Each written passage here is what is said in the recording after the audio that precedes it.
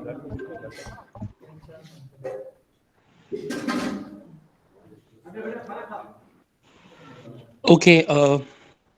warm welcome and good afternoon to everyone on behalf of Bengali Academia for Social Empowerment, BASE, in collaborations with Gaur College, Gaur Mahavidyalaya, University of Gaur Bongo, and the Department of English, Dr. B.R. Ambedkar College, University of Kalyani. In collaborations with these two important colleges, we BASE is organizing 3-day virtual conference on the homelessness and belonging, and we have already crossed 2 days successfully, and today is the final day, and we are having technical sessions right now, and the technical sessions will be chaired by Professor Kamaran M.K. Mondal, Associate Professors, Department of International Relations at Jadavpur University. Kamranda is a very well-known scholars in the field of international relations, especially in India's Israel policy, Israel-Palestine conflict. He has been working on different other international issues.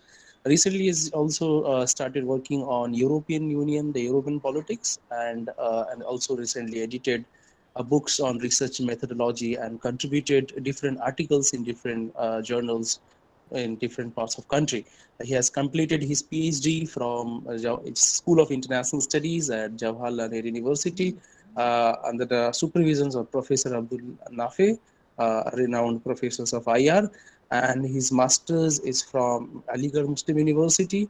And before joining Jadavpur University, he was there in college Ghuskara Mahavidyalaya in it's basically in the border districts of Birbhum and Bardhaman. Without much ado, I would like to invite Professor Kamaran M.K. Mondal to go ahead and chair these sessions. And we have a very diverse papers from different field and scholars from different regions of India. With these few words, this is over to Professor Kamaran, sir. Thank you, Abdul Mateen Bhai, and obviously thank you to BASE, the organizer, giving such opportunities to chair this session, and credit goes to this organizer, BASE, for organizing such type of conferences. So without taking much time, let's start because we have already 5 speakers we have, and I hope that it would be very much interesting because the participants are from diverse places and they are going to speak on diverse topics. So we'll enjoy different aspects in this technical session. So let's start from Farooz Ahmed Ganai. Just he asked to present at first. Then we go by serial. And it's a very much interesting topic he is going to speak on, the portrayal of the homelessness at home.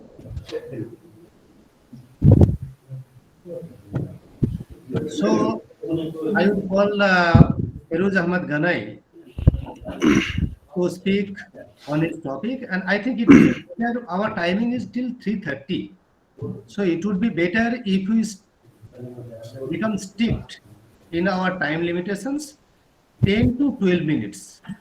That will be, I think, ideal for presenting our paper. And at the end of speaking, all the speakers, they deliver their speech. At the end of the presentations, we'll have question and answer sessions at the end. That will be better. So I will say the other participants to note down any points to be clarified or to make any comments or any questions to note down, and we'll ask at the end of the presentation. That will be better. So Farooz Ahmed Ganai, just I am calling him and this strict in 10 to 12 minutes presentation time. and discussion time will be at the end only. Okay, Uh, here is Ahmad Ganai. Thank you, Professor Kamaran M.K. Mondal. First of all, I would like to start It would be this. Feroz, will it be convenient at least to the speaker? Their video is on. Is it convenient or is it possible? Because speakers, at least if speakers their video is on, that will be better if it is convenient. Yeah. Yeah. Okay. Okay. Am I visible, Okay. sir? Okay. Okay. Oh, okay. So first of all, Bismillah ar-Rahman ar-Rahim. I would like to thank Professor Kamran M.K. Mundal and Professor Abdul Mateen, as I just see my screen before me. So I'm very thankful to the dignitaries over here. I warmly welcome them on the presentation of this 3-day international seminar organized by BASE. So my topic today is it's a unique topic. It's talking about basically the portrayal of homelessness at home in the novel The Piano Teacher by Alfredi Jelinek. It's basically related to my PhD thesis. I'm working on power dynamics. My PhD title, or we must say the topic, is related to power. And it's basically a Foucauldian study. Michel Foucault is a French philosopher whose theory I am implying or applying on the Austrian novelist whose name is Alfredi Jelinek. She's basically 2004 Nobel laureate. So she's we must say a radical, a kind of a novelist and dramatist, or we must say a playwright. She has been so controversial during her literary career. Even she's alive this day. She was awarded Nobel Prize in 2004 for the musical flow of voices and counter voices. For the musical flow of voices and counter voices. 1 minute, sir.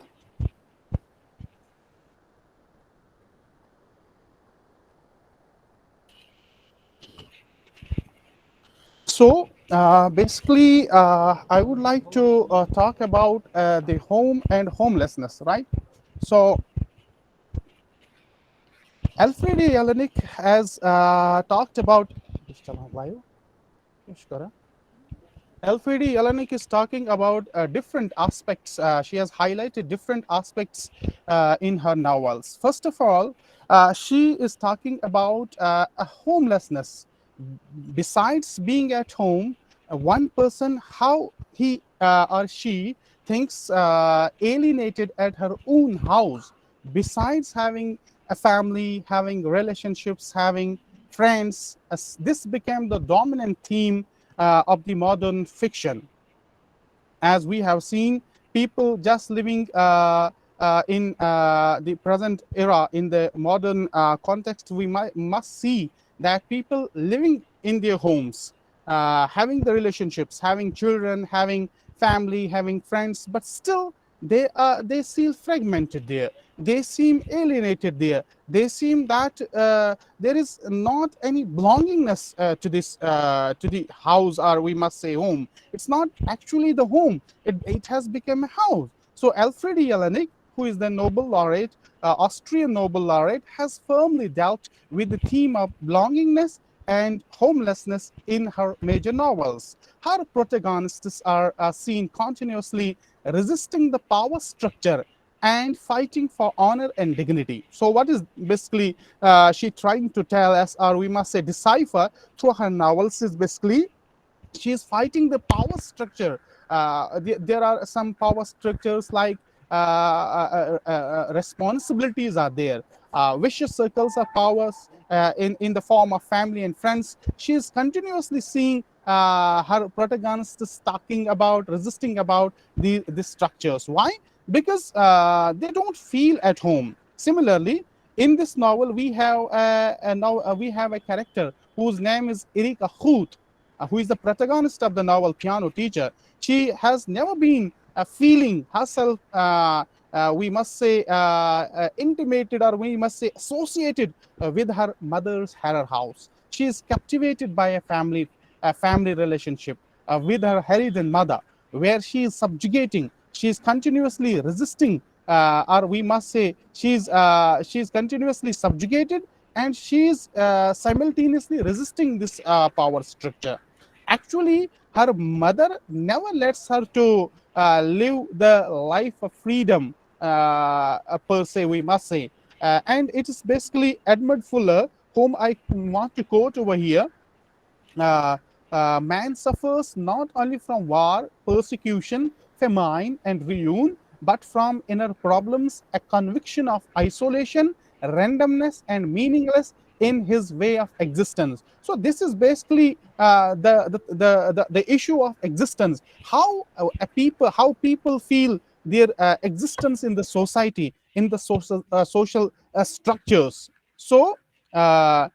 Alfredi Jelinek is, we must say, she talks about, we must say, one of the most mesmerizing places in a man's house, in a man's life, is in the people's life, is basically home. So it is the place where we share joys, and we share our emotions, right?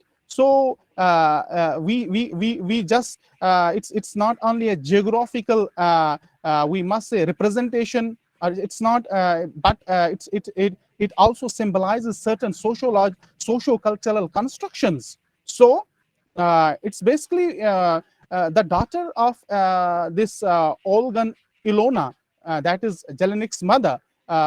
She has always been, we must say, captivated in the coercive relations. We must say, these are the coercive relations.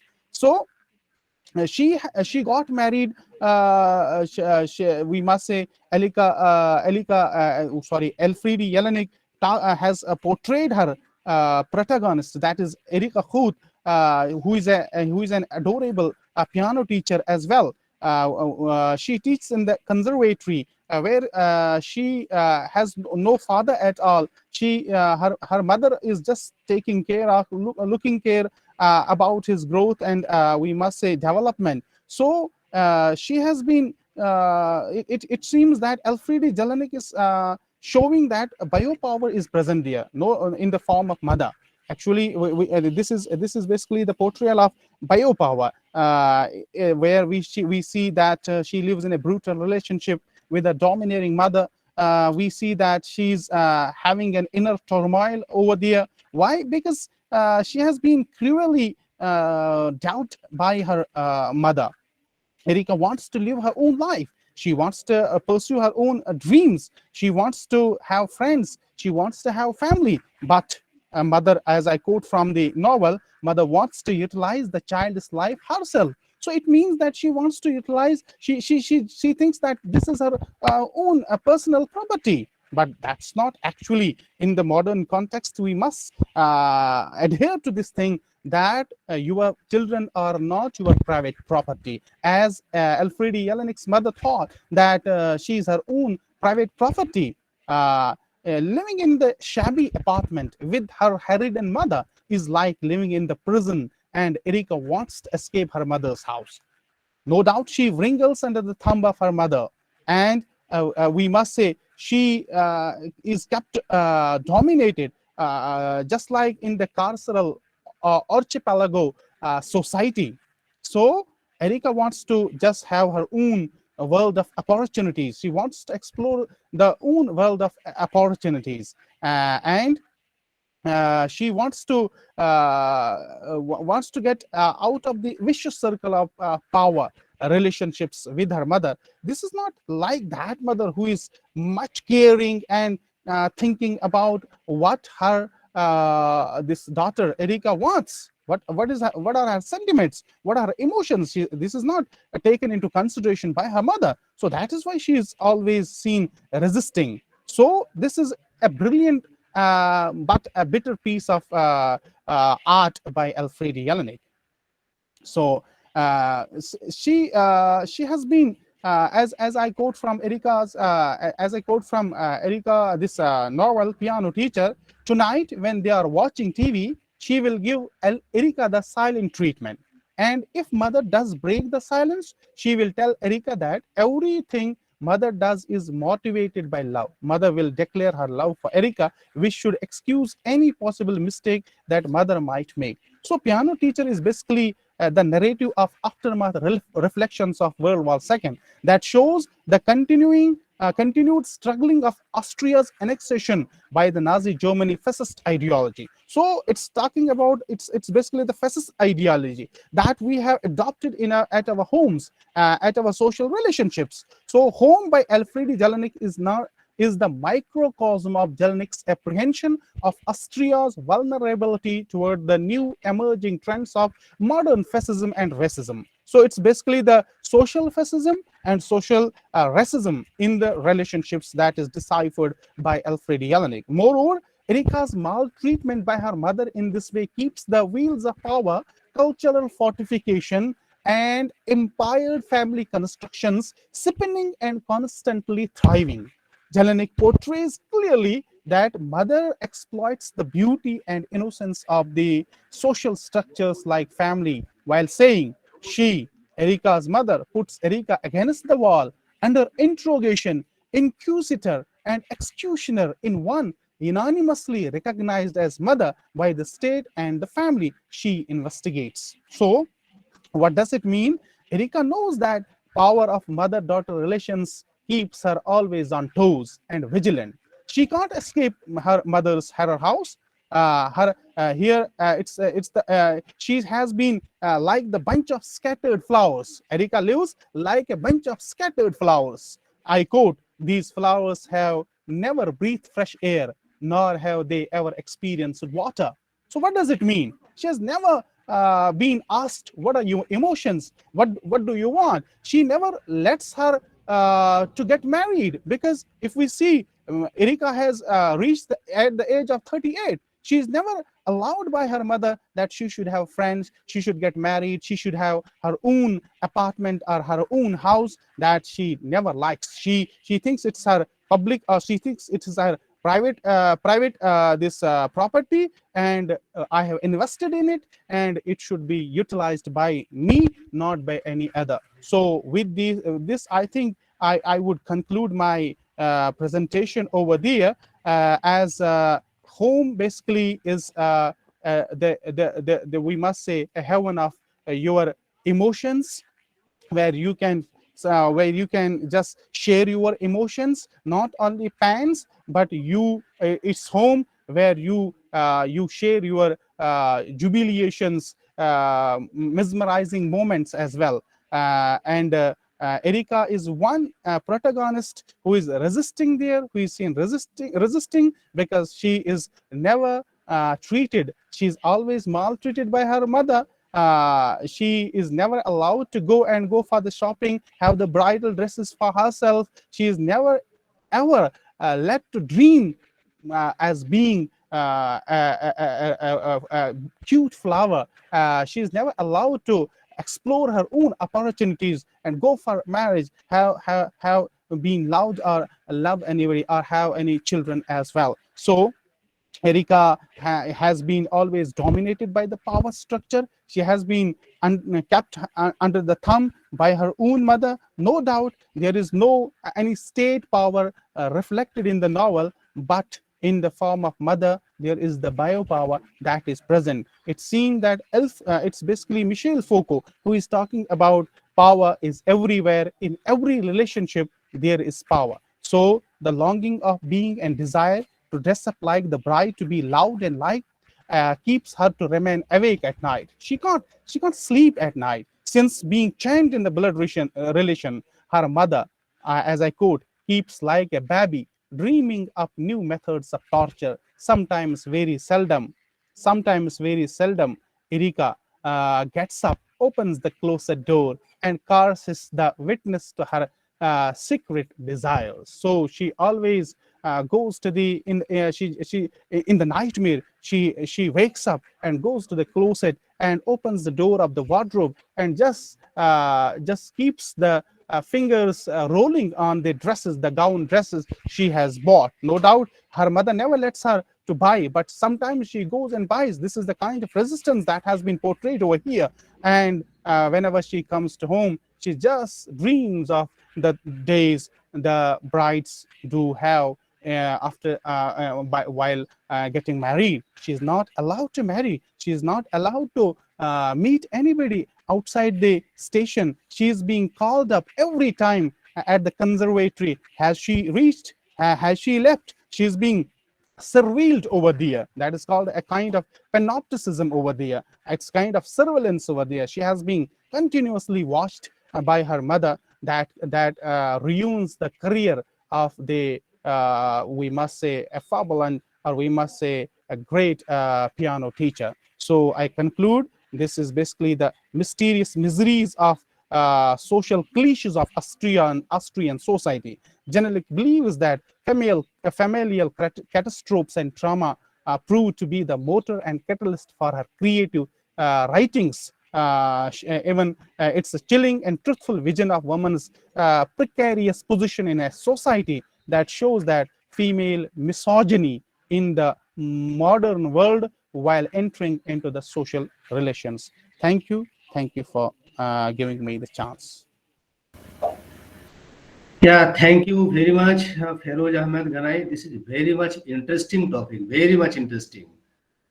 And you presented in a way that this novel is not a simply a novel, it is a document. It is like a documentary to know all those society structure and everything about Austria. And very much interesting. Thank you, sir. Thank you. And whatever questions or whatever things that came in my mind, you already have spoken on all the subjects, from political influence or whether this is from patriarchal or not, this is coming from our own mother only. All the questions that was coming in my mind, you have already said in your speak. Thank you, sir. Thank you. If anyone has any comment or any questions, please note it down. We'll discuss at the end of all the speakers present their presentations. Okay? Thank you, sir. Okay, sir. Okay. Thank you again, Farooz Ahmad. And just you switch off your video and have your lunch. You missed that lunch. May I call now the next speaker? I think I should call from that Nilanjan Pande. Yes, sir. Nilanjan Pande. Yes. He is a research scholar in the Department of History, Vidyasagar University. He will speak on state, society, and the rights of residents, a study on the displaced populace of the Malda district, West Bengal. Right. So yeah, so Nilanjan Pande, you should begin now. Okay. Thank you so much, sir. Thank you, the base conference team, to give me the opportunity to present my thoughts. I'm Nilanjan Pande, doctoral researcher, Department of History, Vidyasagar University, West Midnapur, West Bengal. And my title of my topic is State, Society, and the Rights of the Resident, a study on the displaced populace of the district of Malda, West Bengal. I begin with my presentation that we are all aware that Malda is one of the worst erosion-afflicted district of West Bengal by the river Ganges, and the documents and the data from the colonial times. There are large number of erosion happen in the district, and due to that many times the boundary dispute came up and the colonial government had to adjust all those things. But right now I'm focusing the post-colonial period rather talking on the colonial period. So I'm giving few statistics how much erosion affected in this district. There is a comparison and the present data which is there that from 1931 to 1978 there are 1,433 hectares land have been eroded, and from 1978 to 2005 the data is 4,247 hectares land. The difference between these two data, 1978 onwards, is because of the Farakka barrage. You all know that there is a barrage have been built uh, uh, on from 1964 to 1971, and the implication of the Farakka barrage on the upstream of Farakka barrage and downstream of Farakka barrage happened continue to happen few years later. So the 1978 is a turning point from where the data actually given to understand the scenario and the effect of the Farakka barrage. In Malda, there are five blocks have been largely affected: Kaliachok 2, Kaliachok 3, Manikchok, Rotua, majorly. And in these years, 64 moujas are completely eroded. Moujas mean the smallest unit of administrative administrative district. There is this is the smallest unit. And what happened in this erosion? 6 lakh population have directly affected. 30 lakh is indirectly affected. And what happened due to this erosion? Largely 200 square kilometer of land has been emerged as a chor land. Chor is like a strip of sandy land rise out of the bed of the river Ganges. So there are several chor lands where people like to go and settle because they have lack of place to settle in the mainland. So that's why they like to go to the chorland and settle there. That is not their willingness, but they are forced to do that because in the mainland there are lack of place to settle. Because in the mainland, once you are become refugee due to the erosion, you only have to settle next to the roadside or next to the any embankments, or you don't have your own place because there are very few people who actually have afford to buy land and settle somewhere. So once you have lost your own land, you don't have any place to settle, so you have to stay in the government land. But the chore lands are vast, they are fertile, and if you are prepared to ready that chore land to settle, you can stay and you can cultivate. There is always a risk that the chore land can be eroded any time, and after the construction of the Farakka barrage, the chore land is no more a concrete concept because the river is changing every year. The course is changing 2 or 3 years after they change in another direction. So nobody can say that this shoreland will stay another 15 or 20 years. It's nobody can give guarantee. And what happened in this shoreland? There are 1,50,000 people are living. This is not a government data. This is a data by the local organization who actually did kind of census, not the government way. But they had approximately 1,50,000 people are living in this shoreland. What the government did? The government from last 2 decades or 3 decades, the government uh, expenditure is 26 crore 26.83 crores to stop that erosion, and they build several embankments made by mud and not any concrete embankments, and that's what they did. And all they are doing this during or just before the monsoon, from when the erosion actually emerged or continue fast. Next.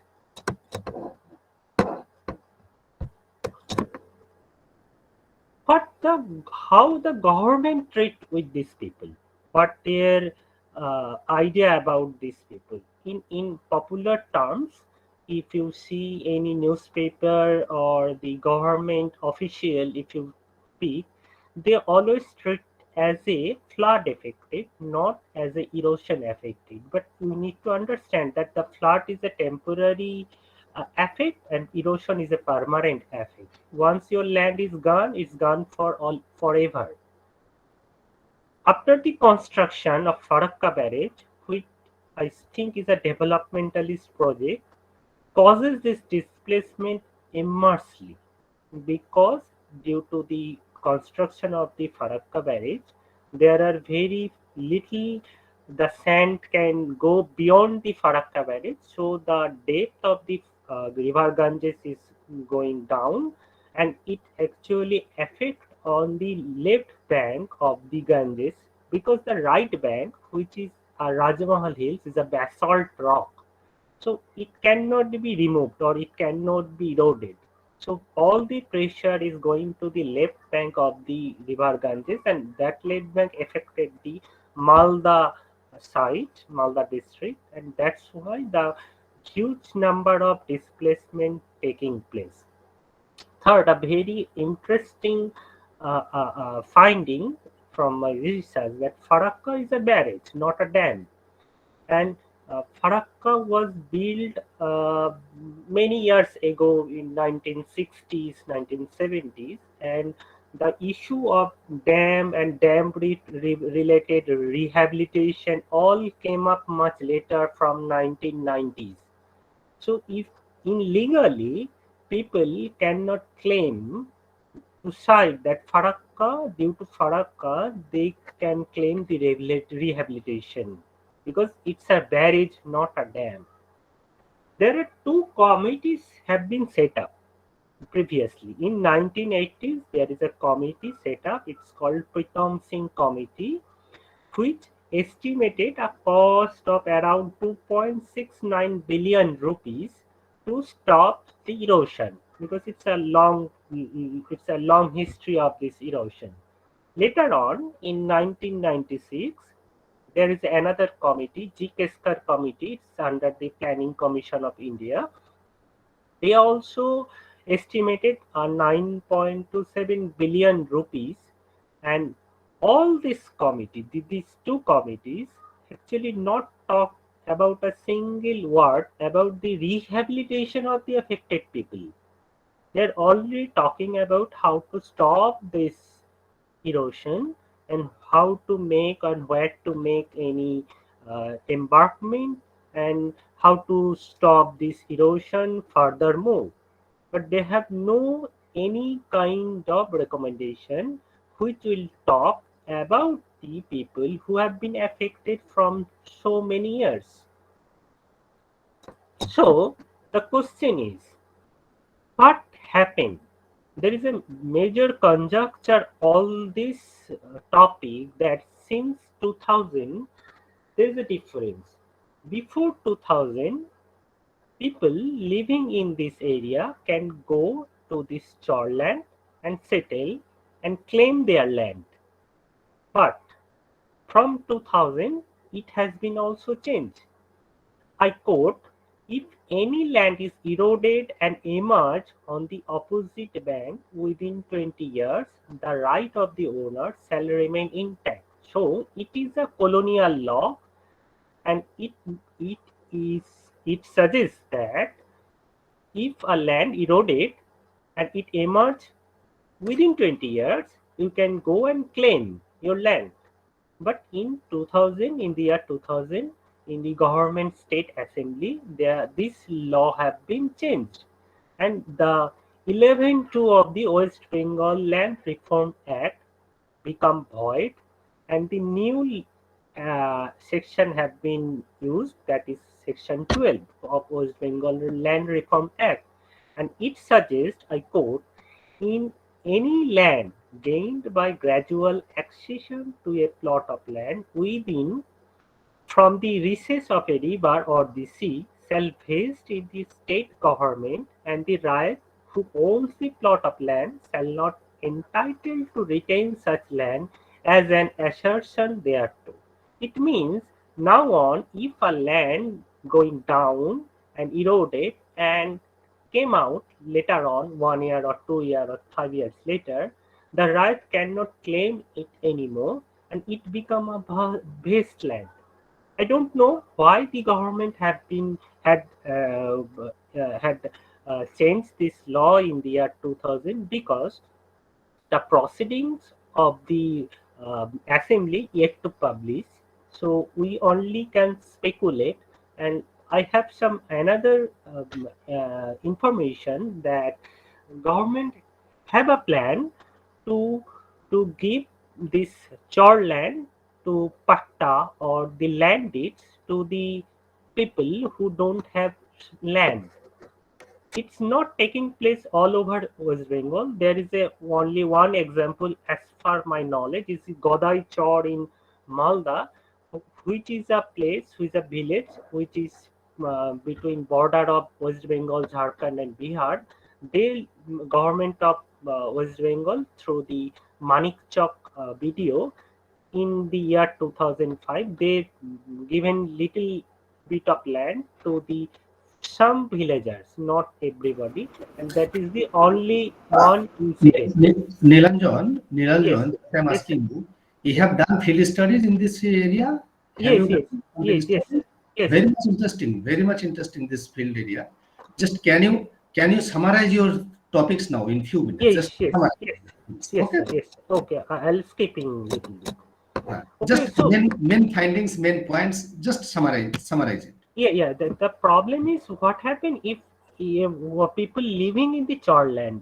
If you have Chorland, though they don't have any kind of school or health center. Like if a child born in a Chorland, they cannot get a government recognized birth certificate. So they are no longer be the citizen of West Bengal or India.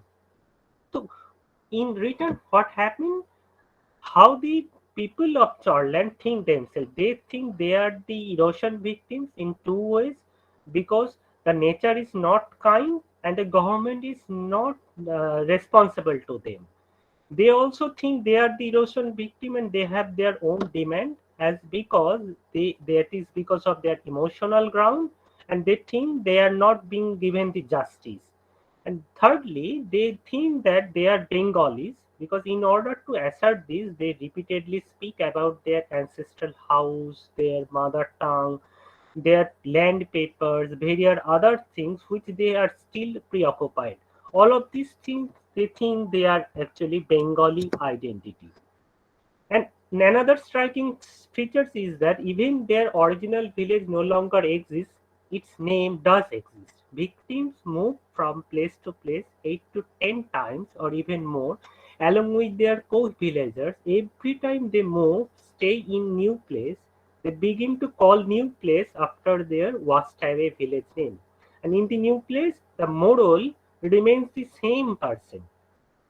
Secondly, retaining some traditional kinship identities after being displaced, priests, artists remain the same. They even make necessary arrangements for performing Durga Pujo. In this way, they retain their traditional kinship identity in a newer place. And finally, they don't want to a nomadic life. What they want is a permanent place to live on. The aspire for a lasting village identity. Thank you, sir. Thank you, Nilanjan. Very interesting this topic because you have done field studies on there. Just I have very small query only that just Yes, sir. don't respond now. Don't respond now. Okay, Just okay. one thing I was just thinking that they are displaced natural due to natural calamities. Yes, They sir. are not forced displaced due to political turmoil or something else. This is due to natural calamities, Yes, and sir. it is very difficult to identify them and also collecting data on them and work on them. Mm-hmm. So, what type of strategy he had opted to collect the data, or how? Just I am asking, how did you collect the materials, or how did you identify those groups? Just from your experience, I would like to listen only in 2 3 sentences, just at the end of the paper presenters, I will listen only this part from your Yeah, experience. actually, I went there. I lived there, and for many years I have been doing this. I Okay, know this place very well.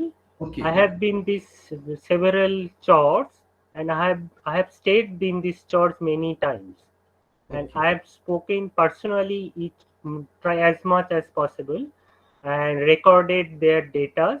In okay. I did interview and recorded their data, and Very from good, there very good. I made my findings. Very good, very good. Primary data you have collected. Yes, Primary yes, data. yes, Very, primary very, data. very, very much interesting. Very, very good one. This one. Okay.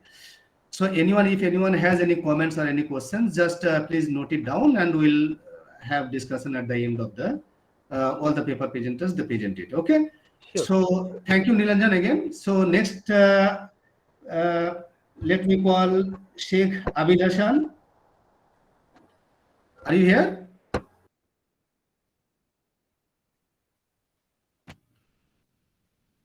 Abid Hasan, bhai?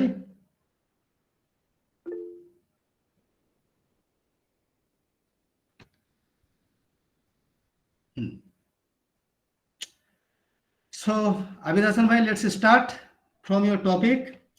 Independent researcher, he is going to speak on ethnic democracy and the Lungi. Is it the title? Isn't it?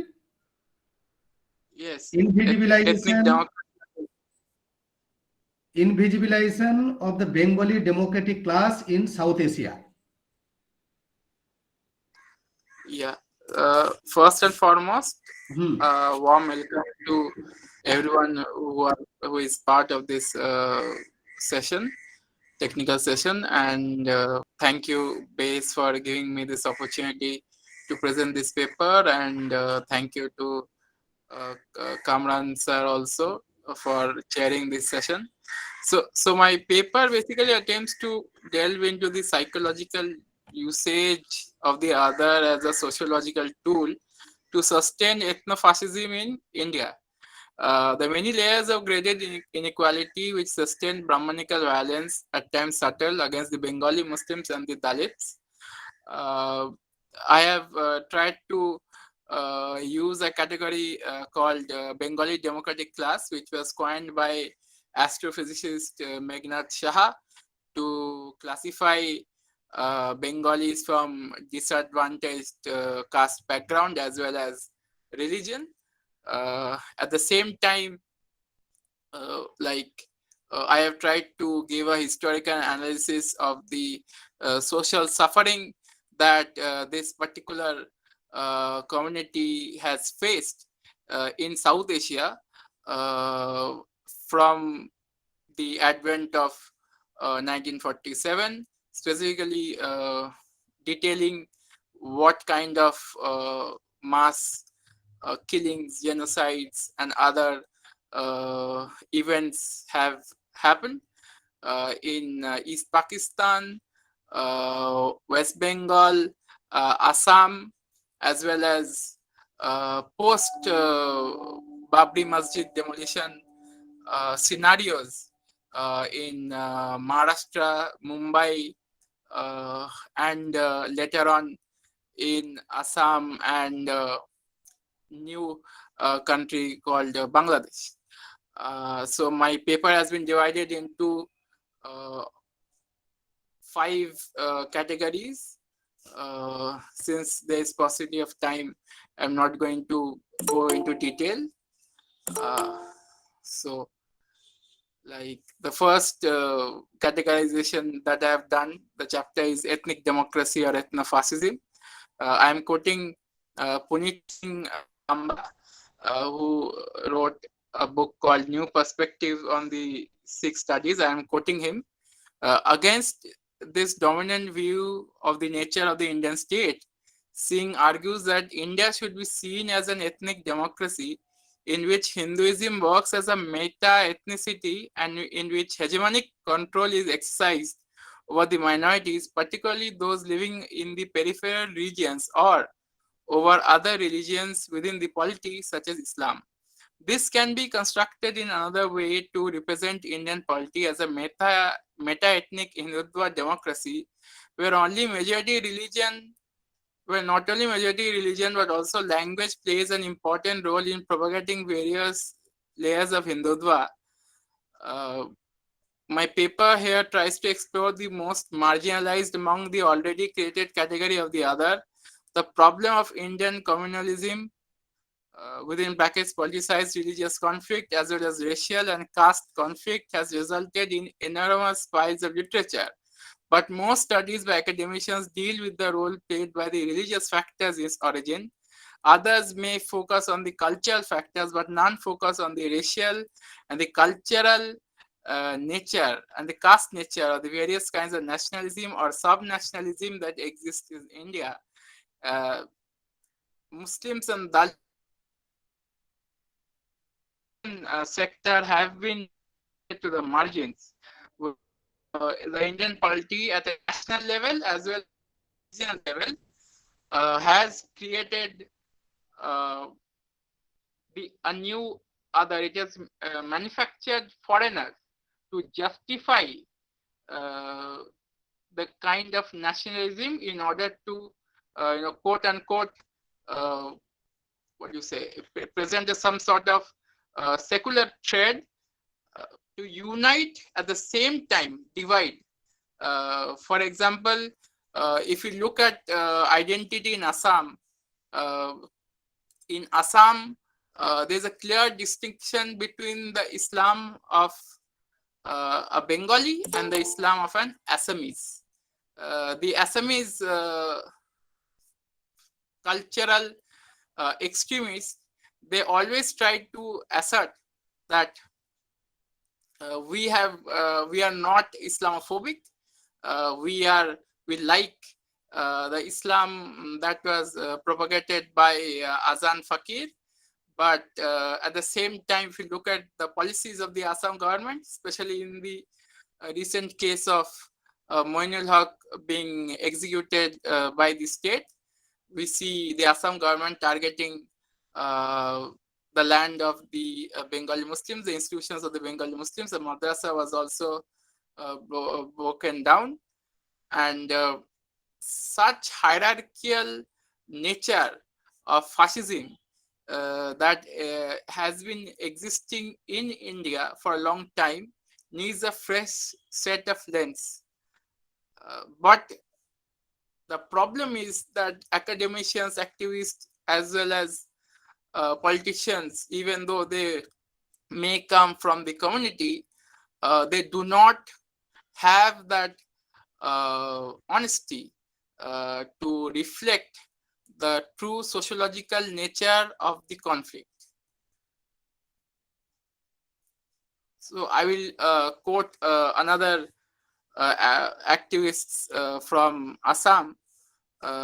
This is to showcase how the Bengali origin Muslims have been termed as Geda. Uh, Geda is very much like a term that uh, the Bengali Hindu gentry use for the Muslims in Bengal. That is Nere, a racial term to demean Muslims of Bengali origin. So I just quote what Abu Yusuf Muhammad Raihan of Cholopoltai Facebook page says. The Assamese, are calling us Bengali origin Muslims, Bangladeshis, Geda, and we have to bear with all these humiliating tags as well as detention camps. How many Assamese are there in detention camps? We want to vet all the people in detention camps once again. You'll find that more than 90% of the people have been detained without any fault simply because of a mismatch of names and such minor errors. You can only find Bengali speaking Muslims and Hindus in the camps, and because of all of this, we now have the Cholopoltai movement. Another quote by uh, an activist from the same movement. These people in detention camps are mostly from poor sections of the society who do not understand even the L of law. They are being harassed only because they speak Bangla and for nothing else. And until and unless such illegal harassment of minority community stops, there is no force that can control or stop Cholavoltai. Cholavoltai is basically a movement that asks the Mia community to classify themselves as Bengalis in the upcoming census. As you all know, the Mia community in Assam has historically tried to classify themselves as the Na Assamia, and that has not given them that mobility that was required for their social upliftment. Next, there's a section in my paper called Majority Nationalism in South Asia, Impact on Bengali Democratic Class. It gives a timeline of how in India and Pakistan since the Sylhet referendum of June 1947. Chapter or maybe a section on Pakistan, and but two or three key examples I would take. In Pakistan, as you see, whenever minorities were attacked, especially in East Pakistan, similar killings and similar riots have taken place in West Bengal. We have the riot of 1950-51. Then there's the Calcutta riot of 1964 that was in response to the Operation Searchlight in Pakistan. But these examples, these events, they are not part of the larger, identity creation of the Muslim or mainstream narrative. We do not see, even in academia, we do not see these projections that should be there. Then under left rule, there was a massacre at Katra Masjid where 3,000 Bengali Muslims were executed. Then before Ram Janmabhoomi movement reached its crescendo in 1989, there is a Bhagalpur massacre. There also mainly Bengali Muslims were targeted. But such events, for some reason, do not get traction. Then at the same time, in Mumbai, we all know the Maharashtrian nationalism has been sustaining itself by creating enemies all the time. But since 1993, there's a particular narrative that runs in Mumbai and Maharashtra that Bangladeshis and illegal Bangladeshis are enriching marshlands in Mumbai, and they are eating into the jobs and aspirations of the Maratha people. And the most interesting point is when Kokrajhar riots happened, and in 2012 when there was protests in Mumbai by the Bengali Muslims, one activist from the Congress, a woman was executed by the police. It was done at the Congress government, but there is no acknowledgement of that. There is no acknowledgement that in 2014, under a Congress rule in Assam, Kokrajhar, we again see mass killings of Bengali Muslim settlers by Bodo militants. That also is not part of the imagined Muslim identity. Recently, if you look at the West Bengal issues, in West Bengal, even though Muslims are 27% of the population, and Bengali Muslims form a majority of that, there is an attempt to brush under the carpet all issues that center around Bengali Muslimness. Take this issue of Alia University, for example. Wherever it is a demand of the event or the conflict to satisfy the sociological issues, somehow the academics are not interested to satisfy them. Abid Hasan bhai, may I interrupt? Just Hmm. your examples are so much. You have cited from so many quotes and so many examples, even contemporary examples. You have very much interesting this topic. So can you just summarize now? Just your Yeah, yeah, main yeah, points, yeah, yeah, main points. Yeah. yeah. So I'm reading a part of my conclusion. So, Bangladeshi terminology, when used in national Assamese or northeastern context, only denotes hate for the Bengali-speaking depressed caste person, irrespective of religion. Significantly targets Muslims of Bengali origin who are natives to India. So, first and foremost, recognizing the problem is the first step to satisfy survival and aspiration. Uh, then there is the text of Sharjil Imam versus where Assamese fascists are have got support of secularists from mainland India, where an all India NRC is justifiably vilified, but Assam NRC is justified as a means to separate the Bangladeshis. There is a lot of stigma associated with the categories of Bangladeshi people who are termed Bangladeshis have facing this stigma for a long time, and no apparatus has been created by the civil society at large to deal with this trauma, to even acknowledge this trauma. But we must be hopeful that things may change, as in the case of Tripura, where new media entities like Maktub Media highlighted how the masjids of the Bengali Muslims were attacked. And we are hopeful as a community that at some point in time, the Bengali Muslim question and the Dalit question, specifically the Namashuddar question, will be acknowledged, and people will see the intricacies of the CA and RC debates as well, and look at that in that perspective. Thank you. Thank you, Sheikh Abid Hassan. This is very contemporary issues you have raised here. I think the audience, they may have some questions on this topic. Please note it down.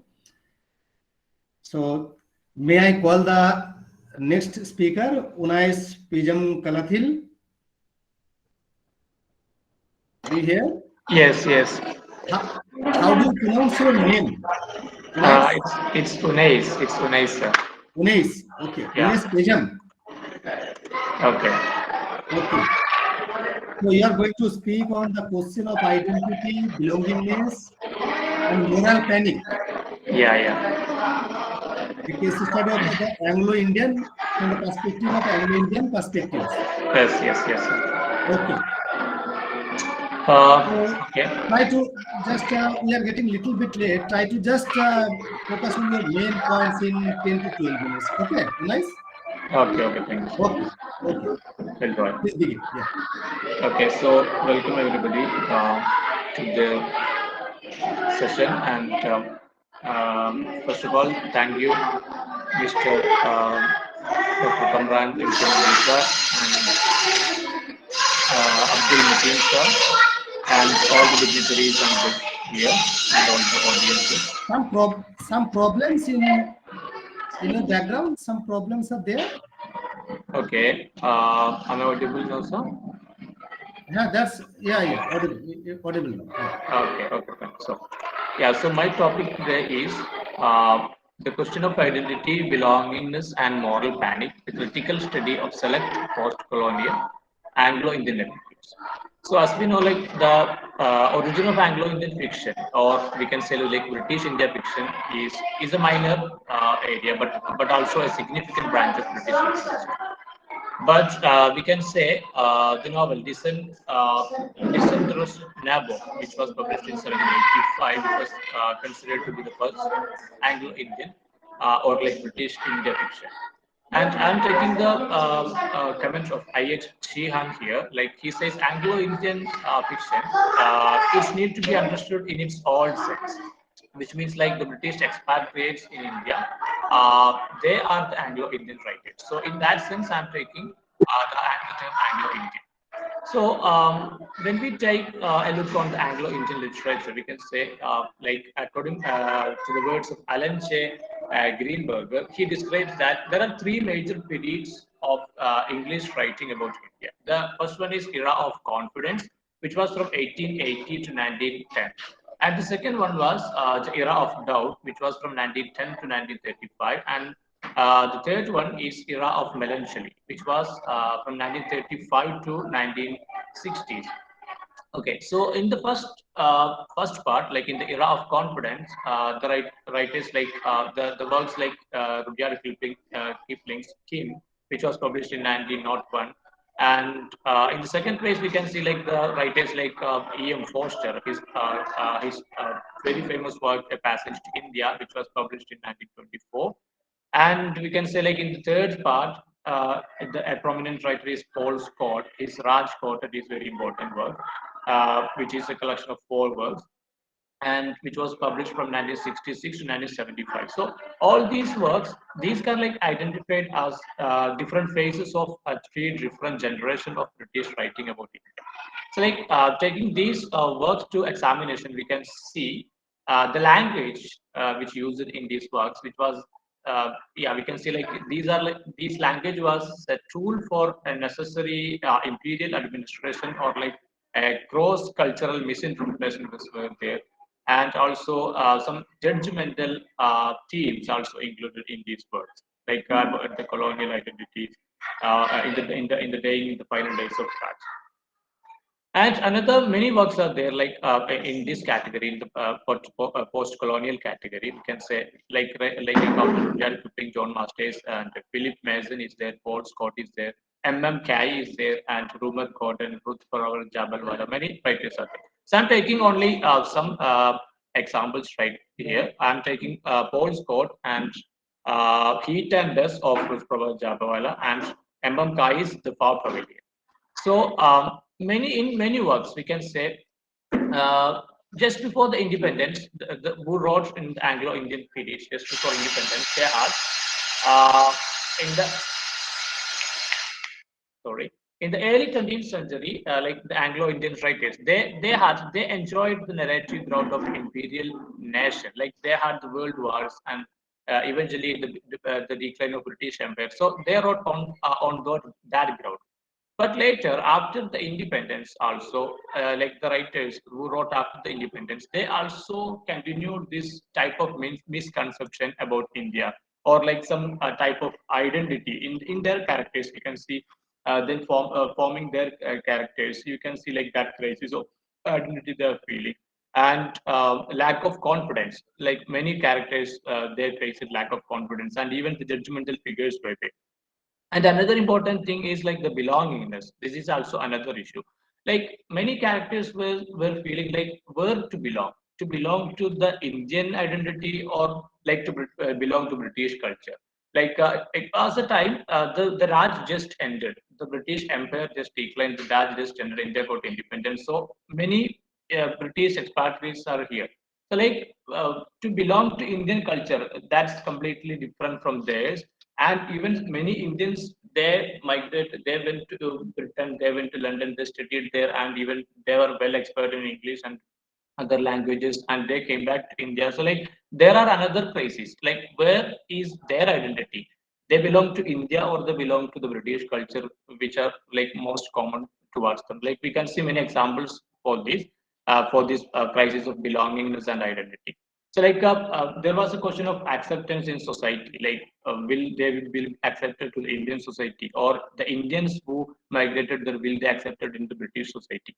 So an outsider dilemma was there. So these are some questions, and also a moral panic we can see in many works, like stereotypes were created and even fear. In E.M. Foster's work, we can say the character of Aziz, we can see, and Mrs. Moore is the two prominent characters in the E.M. Foster's passage to India. So, like different types of characters about a particular community or like a particular racial ethnicity, we can say, was there. So that moral panic, creation of stereotypes and fear and prejudices like about that colonized people was there. And otherization is another important thing that is we can see like in these works. Lack of trust was there, and also like lack of wisdom. Even when talking about the colonized people, lack of trust and wisdom was another important issue that these writers were facing. And prejudices was a common thing, right? Right in this time. And also, even after the independence, before the independence, it's normal, we can say, like in the works of first two eras. But even after independence, in the second era also, this dark misery, like about the continent, this dark misery, this dangerous intrigue, and like the concepts like the ensnaring sexuality and insidious spirituality, all these themes were common. Like we think like it's the Raj declined and India got independence, and many writers even continued these types of themes in their works. So we can say in the Raj Quartet, which was published from 1965 to 75 by Paul's Court, there are four novels. First novel is The Shovel in the Throne, which published in 1966, and the second one is Day of the Scorpion, which was published in 1968. And the third novel, The Towers of Silence, in 1971, and the last one, The Division of the Spoils, which was published in 1975. So we can see characters like, yeah, the central event of this story is actually it begins in 1942, just before the independence. So the central event is the rape of an English woman, Daphne Manners. She's the central character here. And the blame for this rape is actually placed on her Indian boyfriend, Hari Kumar. So we can see this character, Hari Kumar, right here. He is completely losing, he is completely in trouble with his identity. His dad was, his father went to, like, he went to Britain, and he was like doing business there, and his son Hari Kumar raised Hari Kumar there. So he even changed his name to Harry Kumar. Hari Kumar was changed to Harry Kumar, so that like he will be getting a British identity. His father thought like, yeah, my son, he will be getting a British identity, so he changed his name to Harry Kumar. We can see this type of like names in Rajkot, Harry Kumar. So the Kumar is actually Kumar and Harry is Hari.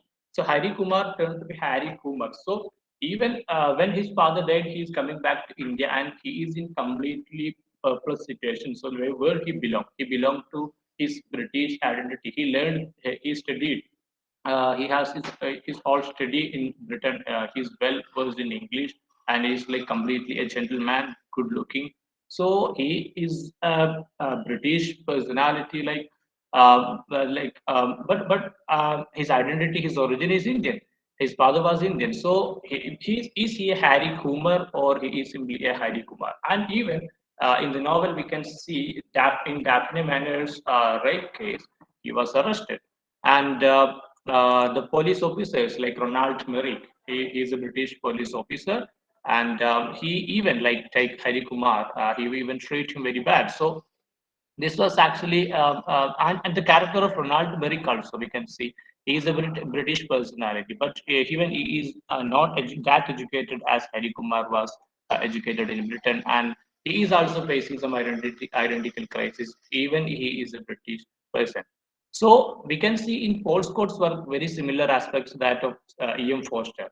So E.M. Forster was in the Passage of India. He was having these type of stereotypes and many like identity things. So even after independence, Paul Scott's novels can be seen like in very similar aspect to that of E.M. Forster.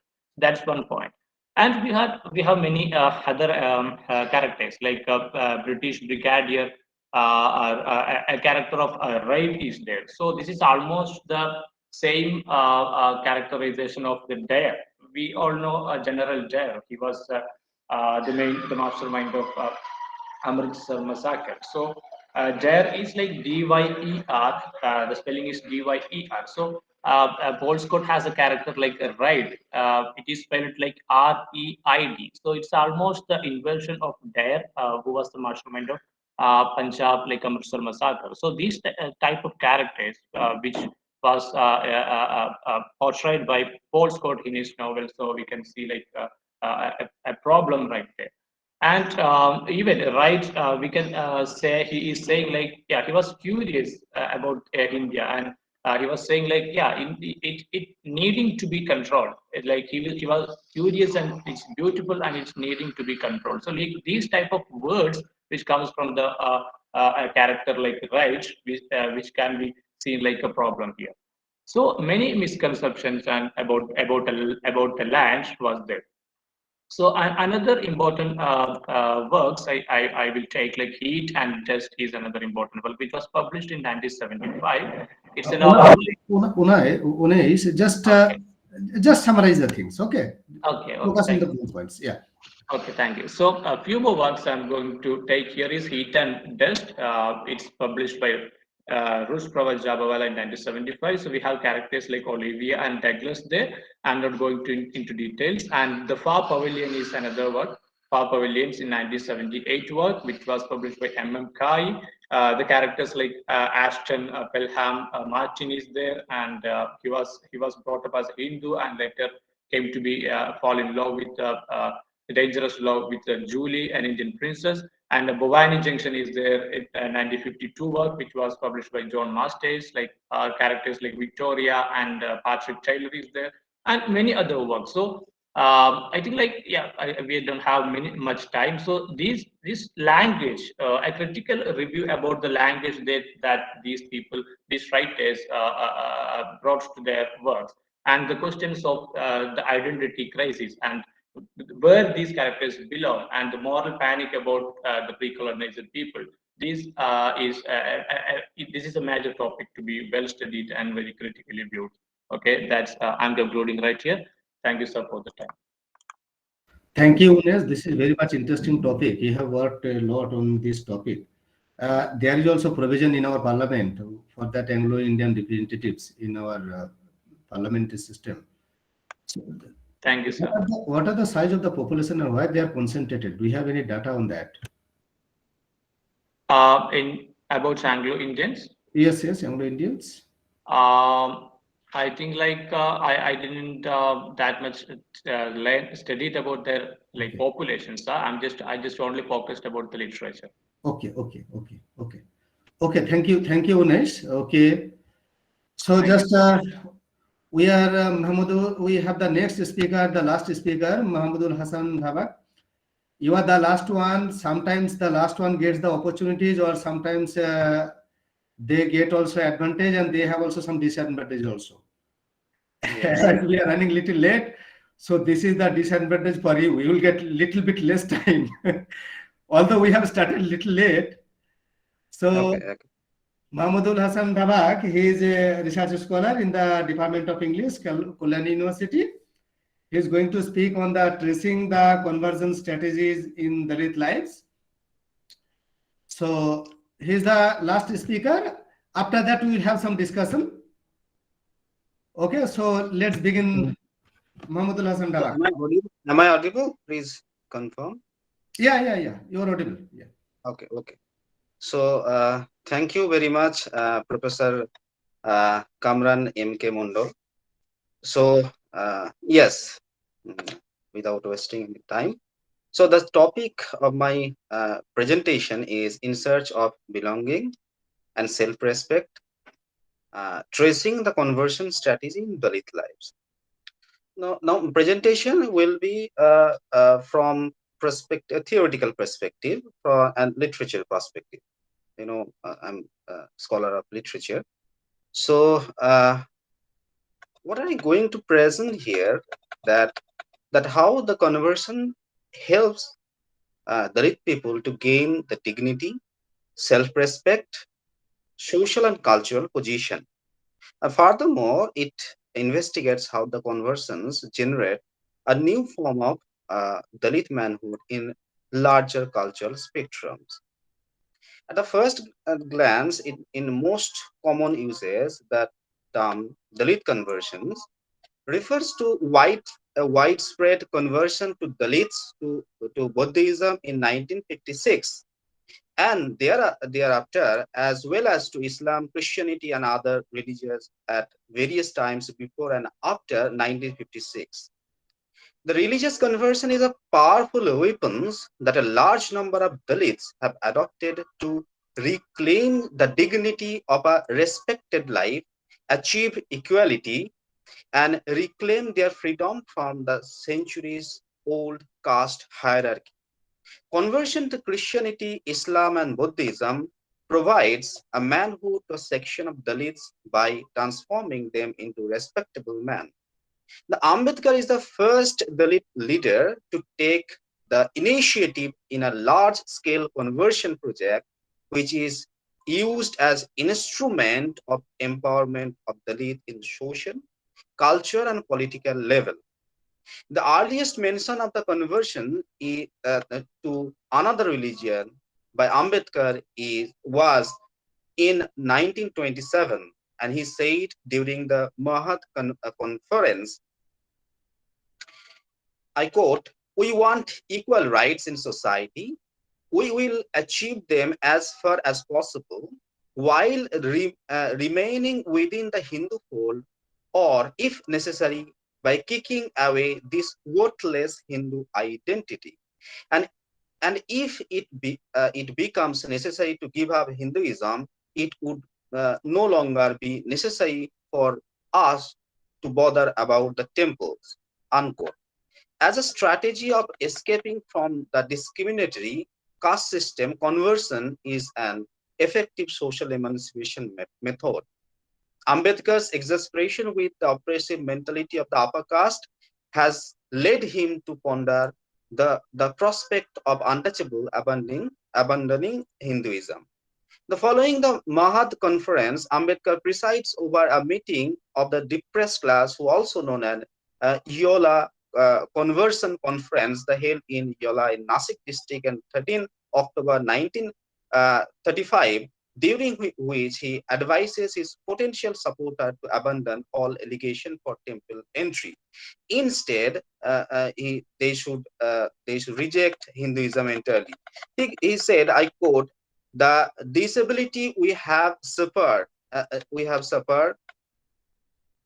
and indignity we have to put up with, were the result of our being member of Hindu community.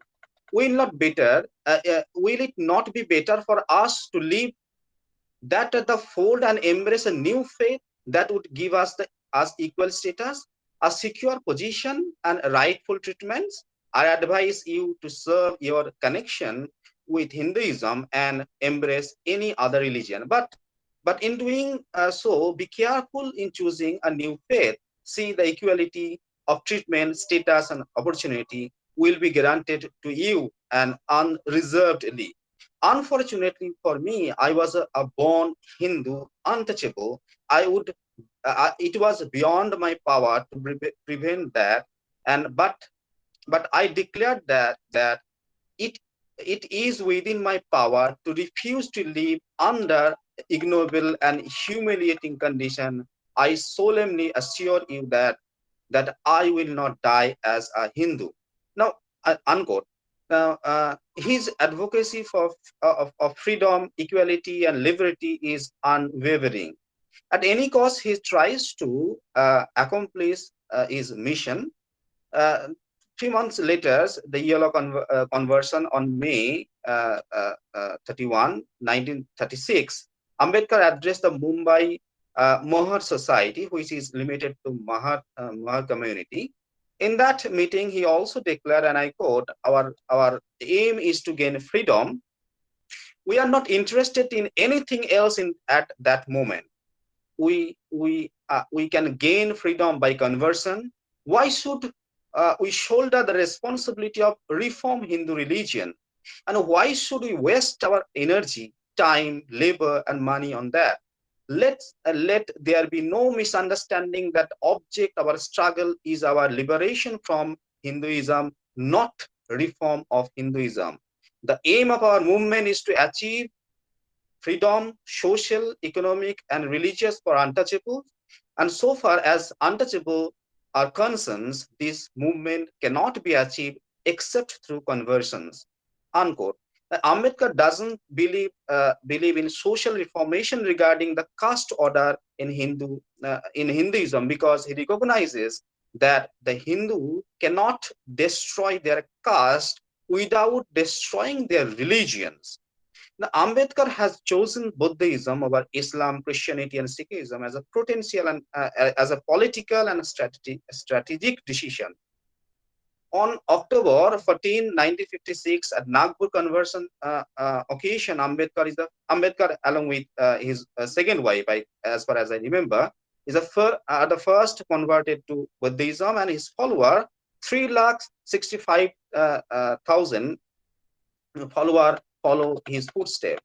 On this conversions occasion, Ambedkar finally pronounced these words: by discarding my ancient religion, which stood for inequality and oppression, today I am reborn. I have no faith in the philosophy of incarnation. It was wrong and mischievous to say the Buddha was an incarnation of Vishnu. I am no more a devotee of any Hindu god and goddesses, and like this. So you look that after that short time later, Ambedkar actually died in a short while, and afterwards in like in November, I think 6 in 1956, the funeral process was the largest funeral process in Mumbai had ever seen. And in this process, actually 1 lakh Dalit people again convert to Buddhism. Now, Christopher Jefferlot, renowned social scientist, and he argued that the conversion, the last strategy of emancipation implemented by Ambedkar, has been envisaged by him from 1930s onwards. Now, Gail Umbet writes, with the conversion to Buddhism, Ambedkar achieved with what Phule and Periyar for all their resistance to Hinduism has failed to achieve, making a conscious non-Hindu identity a collective material and radicalizing force in India. To a certain extent, a new religion provides Dalits a new social, religious, political identities, as well as a cultural resistance. From a historical perspective, Jefferlot interprets these conversions like this was yes. Just a minute. The choice of Buddhism by millions of Dalits helped them to become mentally emancipated from Brahmin domination, but its sociological impact has been negotiable. Buddhism supplied a new ethnic identity with which Ambedkar had begun to endow them through their original myth of broken men. I think we have some kind of idea about broken men. The broken men is a very old idea, but now Dalit people are they are actually Ambedkar traced they are the original broken men. So conversion generate resistance, produce a new sense of self-worth, and creates distinct form of manhood of Dalits. In comparison to untouchables and outcast men, the converted Dalit, what I can say, the Dalit who actually convert to another religion, it may be Buddhism and Christianity and Islam, anywhere. So those Dalit men consolidated a higher level of masculinity. I'm not going to in details of what the masculinity studies, what R.W. Connell actually said. I'm not going in that much details. So whatever. In some circumstances, vulnerable Dalit lower caste. Yes. So, Mahmudul Bhai, this is a very interesting topic of that conversion, Dalit conversion, and B.R. Ambedkar's work. Just to summarize the things now. yeah. Just 2 or 3 minutes. So you look at Manoranjan Vyapari, he has written basically is interrogating a Chonda life, and he has written another book that is The Runaway Boy. in this two book, actually, he narrates his entire lives. Those books are translations. You look that in that book, he actually presented that not only Dalits are actually, but also the Muslims are also untouchables. They are more untouchable. Even they are untouchable to untouchables. Okay, to lower caste. So he said that that Muslims of Bengal, who are, as the census counted, the numbers of the Hindus and before partition were not Arabian, Iraqi, Irani, and descent. Most of their ancestors had been Hindu, had been cast off by intolerant Hindu society for their tribal incidents. Now, he has presented that, depicted how the concept of Jat Jawa, and for even towards lower caste. Uh, and after that, when they embrace the new religion, there is a personality here, the Roop Kumar, and by taking a food from a Muslim, Roop Kumar, a caste, actually he is cast off. He was ostracized from our society, from our community, and you look that Roop Kumar actually had, without finding any options, he had to embrace Islam's. So therefore, after becoming Islam, the Roop Kumar becomes a Roop Chand Mia, and I think the brother of great, yes. So yes, Monoranjan Vyapari depict that after becoming the Roopchand Mia and his sons, we have seen a different kind of masculinity and their assertions, what we actually never seen. So you look that in his article, The Time to Conversion, and Gyan Pandre points out that these rules, they rule out the majority rules and regulate the minority, and this create one sense of internal colonialism. And this the problem, and he says that the problem of this kind of internal colonialism is the colonized cannot escape in a physical sense. They have no independent territory of their own. They cannot immigrate, but they can, and they cannot send the colonizer home. So in this internal colonialism create an historically inherited subalternity.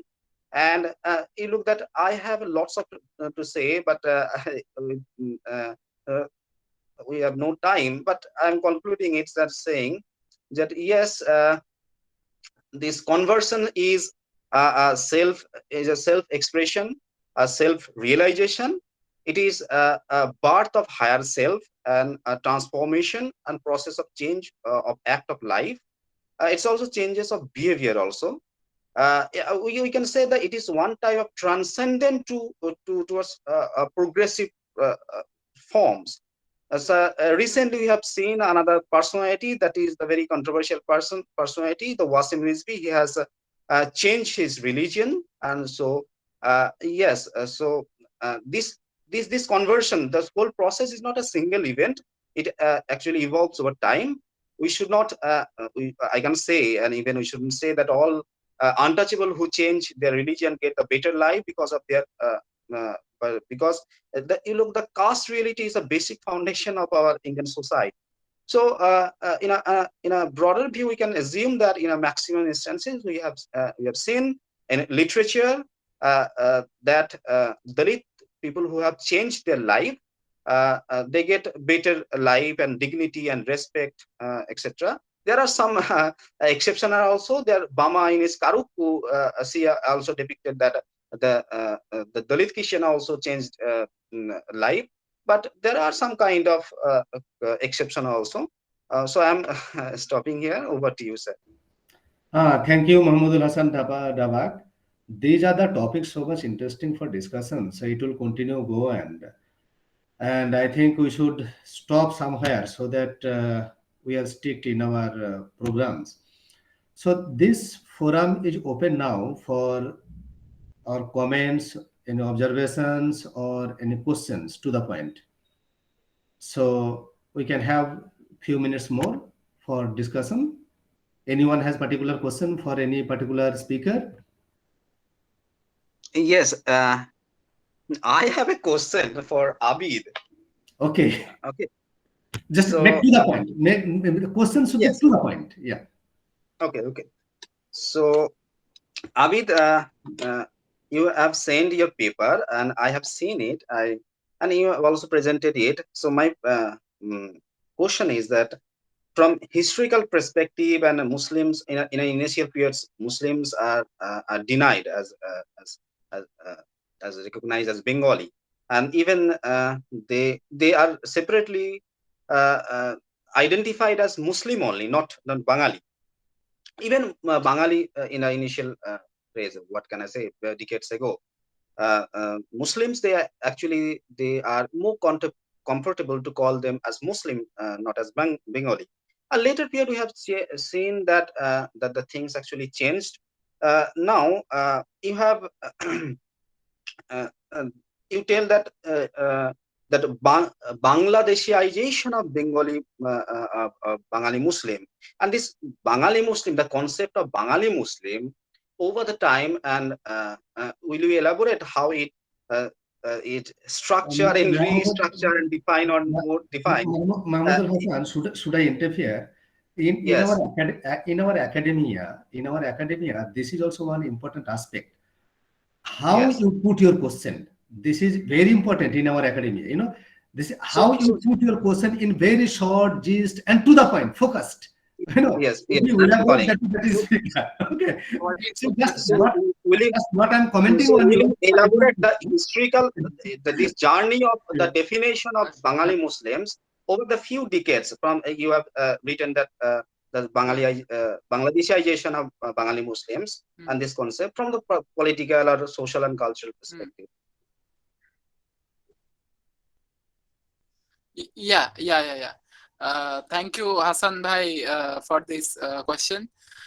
Because if we look at the issue of the Namashudra and the Dalits from a Ambedkarite perspective, we do not see the same level of solidarity that they should have got for the last 30 years or so, specifically post 1997, when mainly the Bengali Dalits were classified as doubtful voter in Assam. Later, after 2003, CAA 2003, Namashuddas have been classified as doubtful voter, and 6 lakh Namashuddas are doubtful voters in this West Bengal, and they have been forced to engage with Hindutvadi forces. One is a liberal, one in liberal form, that is Mamata Banerjee, and the second is the extreme Hindutva form, that is Narendra Modi, who has also used their issues for their own political gimmicks. Narendra Modi has even gone to Orakandi to do his political marketing. Similarly, Bengali Muslims have been relegated at the margins in Assam for a long time.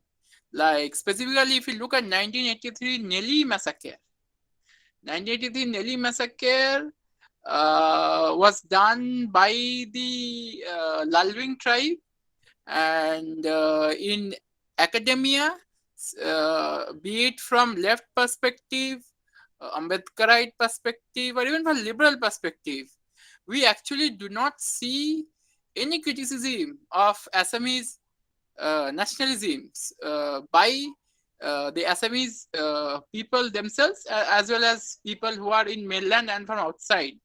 10,000 Bengali Muslims who are indigenous to Assam, they were executed, but it has not been, etched in the public memory of the community. When I say of the community, I mean the Muslim community in India.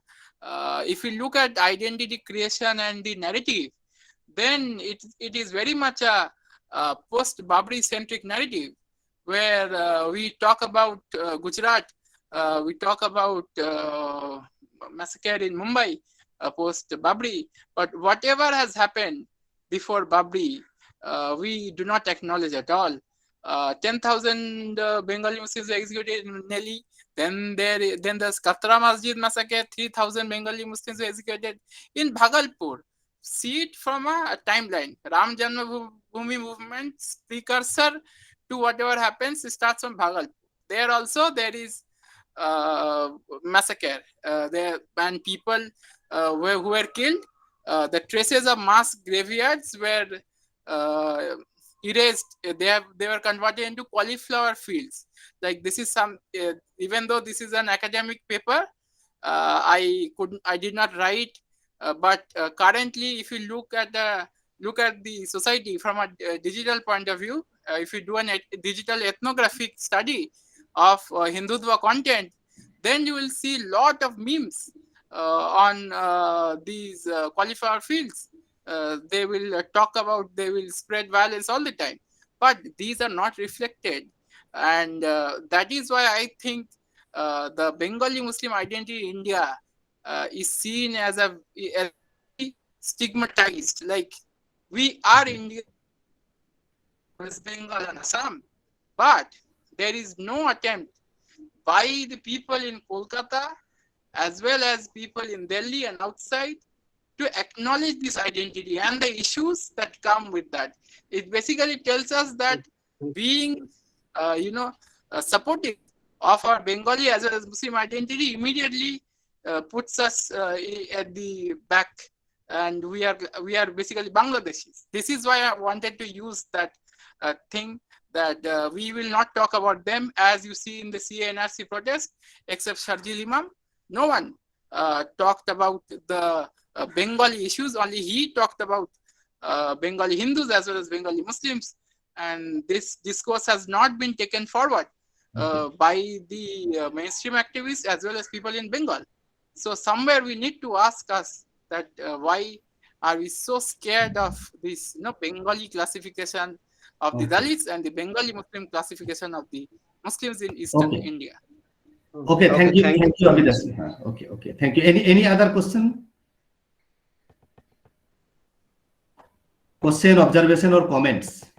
But that should be very specific.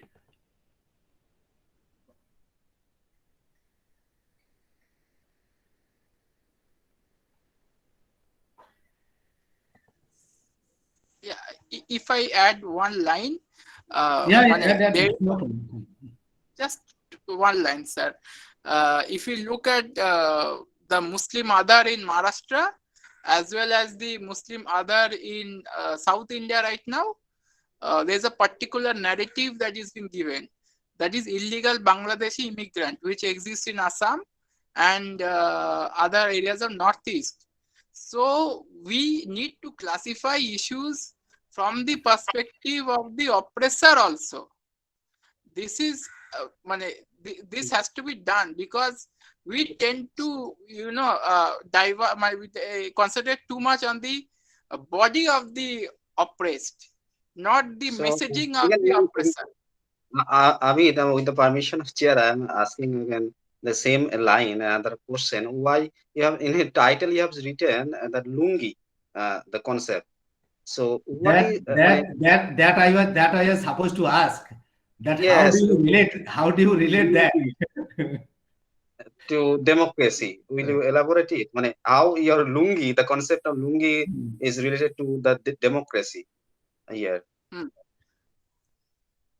Yeah, if we look at Bengali Muslim identity creation in colonial times, specifically during the 1880s and continuation of that till the 1920s, then we'll find that the Bengali Muslim identity has always been seen through the prism of the Achkan and the Lungi.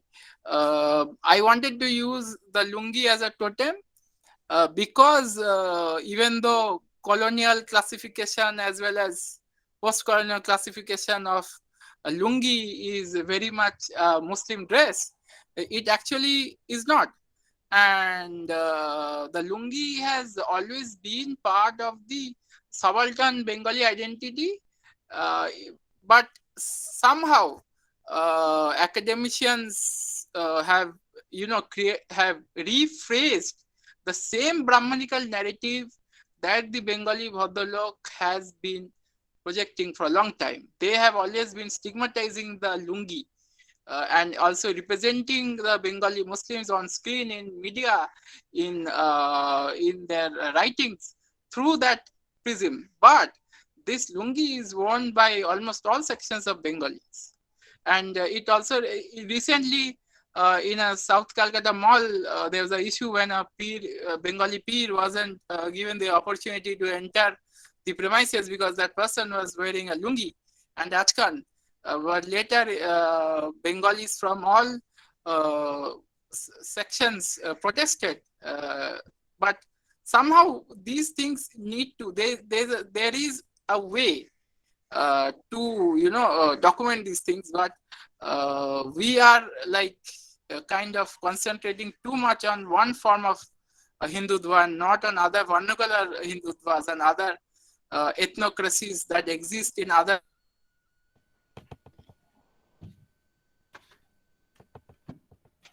Oh, some interruption is there. Your voice is breaking.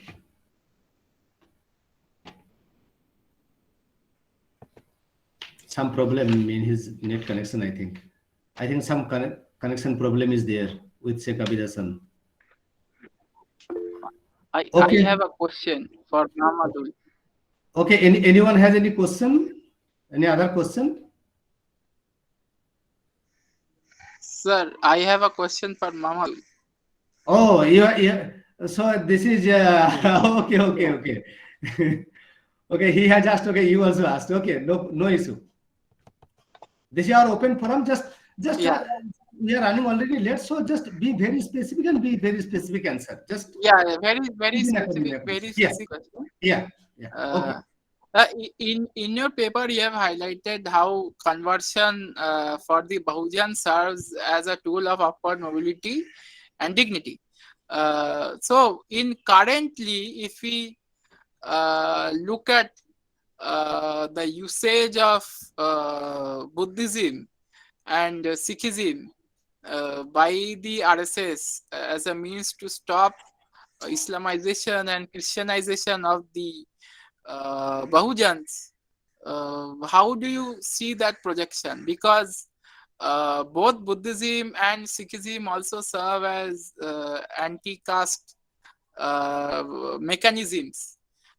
But the RSS has been able to utilize them also. Like just one example, in Punjab, what the RSS is doing is they are reconverting the Punjabi Christians, Dalits, into Sikhism.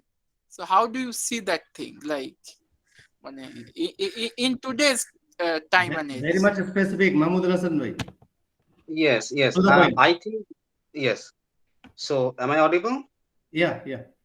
Yes. So, Sheikh Abid Hasan, I must say that regarding this, RSS is doing, RSS is, though this is the social organization, and but it has a very political background, that. So, whenever the RSS is doing it, it's from as well as religious from point of view and a political from point of view. So they are tempting something. They are giving some kind of scope that yes, you can reconvert, revert your old religion so that you can get all this reservation policy. And this is from cultural as well as you look our constitutional rights. But we have seen also in a greater place, suppose after the Hathras incidents, lots of Dalit family actually they protested and came to a street that if you give please they either give us equal rights or even give the justice, or we will convert our religion to Islam. So the same alternative narrative actually happened there. So all this thing in democracy, all this is a choice to convert, and it's continued to happen, and it should happen. Thank you. Aisha has raised hand. Would you like to say something?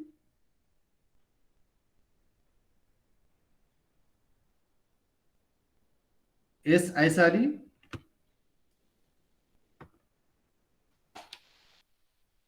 Okay, she has left. Anyway, so it was really a nice discussion on various topics from this Lungi culture to contemporary issues, and Sheikh Abid Hasan has given so many contemporary examples. I was really happy to see all these examples. Thank you, Nilanjan Pande. That was a very good work, field study based work on that Malda district. Farooz Ahmad Ganai, that was really interesting topic, portrayed the society in that novel and discussed very well. And Unes Perisham Kalathil, that was also very much interesting on the topic Anglo-Indian narratives.